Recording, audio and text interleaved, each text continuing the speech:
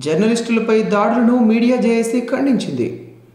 చీరాలలో విలేకరిపై జరిగిన దాడిని నిరసిస్తూ జర్నలిస్టుల ఫోరం ఆధ్వర్యంలో జర్నలిస్టుల ఐక్యవేదిక సహకారంతో అంబేద్కర్ జంక్షన్ వద్ద కొవ్వొత్తుల ప్రదర్శన నిర్వహించారు.